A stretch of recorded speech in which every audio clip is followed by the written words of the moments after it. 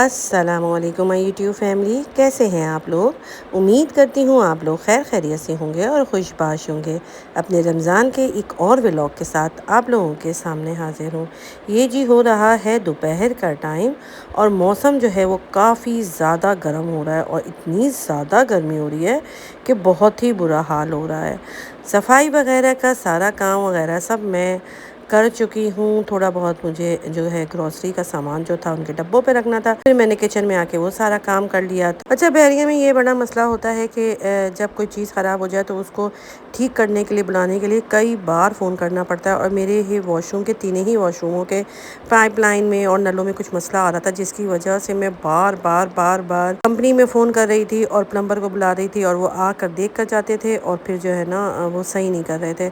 तो यहाँ पे मैंने जो है वो पाइप वगैरह मंगवा के ला के रख लिया था और अब मैंने प्लम्बर को बुला के वो सही करवा रही थी। वो सही करवाने के बाद फिर मैं किचन में आ गई थी और किचन में आके अब मैं बना रही हूँ कीमा आलू। आज कीमा आलू में ज़रा डिफरेंट तरीके से बना रही हूँ। प्याज को मैंने हल्का हल्का ब्राउन कर लिया था। साथ ही मैंने इसमें टमाटर मेरे पास जो थे वो फ्रीज़ हुए हुए थे, तो वो साबित ही थे, तो वो मैंने इसमें डाल दिया था। और डालने के बाद मैंने इसको हल्का हल्का जब वो नरम हो गया तो मैंने उसका पेस्ट बना लिया और फिर उसको ब्राउन किया। और ब्राउन करने के बाद मैंने इसमें कीमा डाल दिया, अदरक लहसुन का पेस्ट डाल दिया और उसको भूना। भूनने के बाद मैंने इसमें डाल दिया पिसी हुई लाल मिर्च, नमक, हल्दी, पिसा हुआ गरम मसाला और कुटा हुआ धनिया और कुटी हुई लाल मिर्च। और इन सारी चीज़ों को डालकर मैं बहुत अच्छी तरह भूनूंगी और हल्की आंच पे रख दूंगी।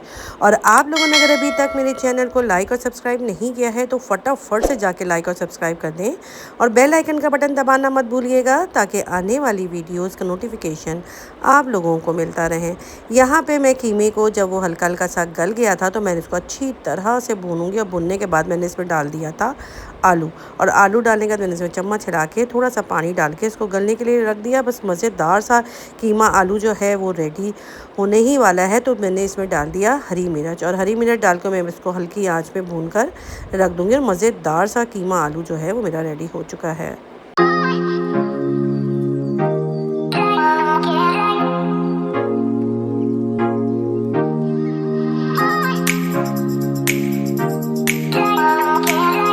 अच्छा जी, मैं कोई बहुत बड़ी शेफ़ नहीं हूँ कि मैं बहुत कुकिंग के जो है वो चैनल्स चला रही हूँ या मैं बहुत ही ज़बरदस्त किस्म की रेसिपी आप लोगों को दे रही हूँ कि जो आज तक किसी ने ना बनाई हो।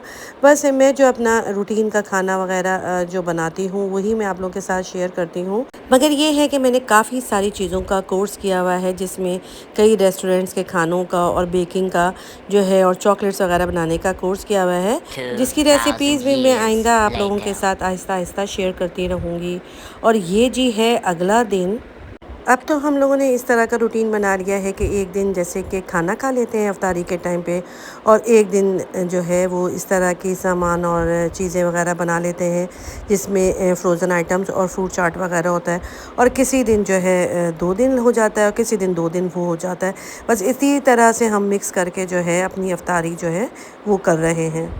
क्योंकि लगातार एक ही तरह से की चीज़ें जब खाते हैं तो उकताहट सी हो जाती है। तो बस फिर पकोड़े वगैरह का तो हमारे यहाँ वैसे ही कम ही हो रवाज है, क्योंकि पकोड़े वगैरह मेरे बच्चे इतने शौक़ से नहीं खाते हैं और प्याज़ू जो है वो मुझे भी पसंद है और मेरे बच्चों को भी पसंद है। तो मेरी कोशिश होती है कि 2-3 दिन छोड़ के प्याज़ू वगैरह बना लूँ। और यहाँ पे मैं बना रही हूँ फ्रूट चाट। और वैसे भी जो है अब आजकल जो है वो मॉल्स वगैरह में जाने का सिलसिला शुरू हो गया है। शॉपिंग्स वगैरह जो रह गई हैं बाकी वो अब हो रही, क्योंकि अब जो है वो ईद आने में बहुत ही कम दिन रह गए हैं। और आप जितना भी जल्दी चले जाओ और जितना भी काम कर लो, मगर कुछ ना कुछ काम जो है वो बाकी रह जाता है, क्योंकि रोज़ों से पहले जाने की वैसे ही हिम्मत नहीं होती और जब रोज़ों के बाद जाओ तो वैसे ही इतनी थकावट और वीकनेस हो जाती है। बस यही होता है कि अभी थोड़ी देर आराम कर लें और उसके बाद फिर जाने का सोचते हैं। तो वही यही है कि बस अब प्रोग्राम बना रहे थे कि मॉल वगैरह में जाके जो बाकी के काम रह गए हैं और शॉपिंग वगैरह करनी है, और जो मुझे अपनी बड़ी बहू की ईदी की तैयारी करनी है तो वो मैं जाकर अपनी कंप्लीट कर लूँ, क्योंकि हमारी तो तकरीबन सारी ही तैयारी हो चुकी है। बस लड़कों का और मेरी बड़ी बहू का जो है ईदी की तैयारी का काम जो है वो बाकी रह गया है। और जी यहाँ पे फटाफट से मैंने फ्रूट चाट बना लिया था, चनों की चाट बना चुकी थी और फ्रोज़न आइटम के तलने वाला काम जो था वो स्टार्ट कर दिया था। और अब जो है वो फ्राइज़ वगैरह तले जाएंगे। रोल और बॉक्स पैटीज़ वगैरह भी सब सारी चीज़ें तल लूँगी और तलने के बाद हम जो है वो टेबल सेट करेंगे। बस चीज़ें तलते तलते तो फिर अफ्तारी का टाइम होने वाला होता है और बस यही कोशिश होती है कि अफ्तारी के टाइम होने से 10 मिनट पहले जो है सारा टेबल जो है वो सेट हो जाए।